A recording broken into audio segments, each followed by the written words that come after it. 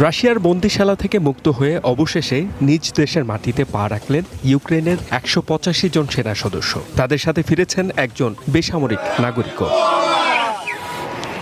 বাস থেকে নামতেই আবেগ ধরে রাখতে পারেননি কেউ। দীর্ঘদিন পর চেনা মানুষদের কাছে পেয়ে একে অপরকে জড়িয়ে ধরেন তারা। স্বস্তি আর গর্বের সুরে সবাই মিলে গেয়ে উঠেছেন নিজ দেশের জাতীয় সঙ্গীত।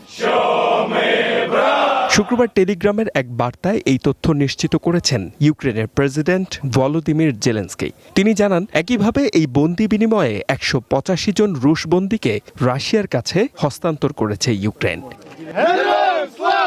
জেলেনস্কি জানান, ফিরে আসা যোদ্ধাদের মধ্যে রয়েছেন দেশটির সশস্ত্র বাহিনী, ন্যাশনাল গার্ড এবং সীমান্তরক্ষী বাহিনীর সদস্যরা। এদের মধ্যে সাধারণ সৈনিক থেকে শুরু করে উচ্চপদস্থ কর্মকর্তারাও আছেন। মারিউপোল, আজভস্তাল স্টিল প্ল্যান্ট সহ দোনেৎস্ক, লুহানস্ক ও খার্কিভের মতো রণক্ষেত্রের সবচেয়ে কঠিন লড়াইগুলোতে অংশ নিয়েছিলেন এই সাহসী যোদ্ধারা। মুক্ত হওয়া এই সেনাদের কেউ কেউ ২০২২ সাল থেকেই রাশিয়ার বন্দিশালায় চরম অনিশ্চয়তায় দিন কাটাচ্ছিলেন। দীর্ঘ প্রায় ৪ বছর পর তারা ঘরে ফেরায় স্বস্তি নেমেছে পরিবারগুলোতে। সফল এই বন্দি বিনিময়ের পেছনে নিয়োজিত সমস্ত কর্মকর্তা এবং সহযোগী দেশগুলোকে ধন্যবাদ জানিয়েছেন ইউক্রেনের প্রেসিডেন্ট। সেই সাথে বাকি বন্দীদের ফিরিয়ে আনার প্রতিশ্রুতিও দেন জেলেনস্কি।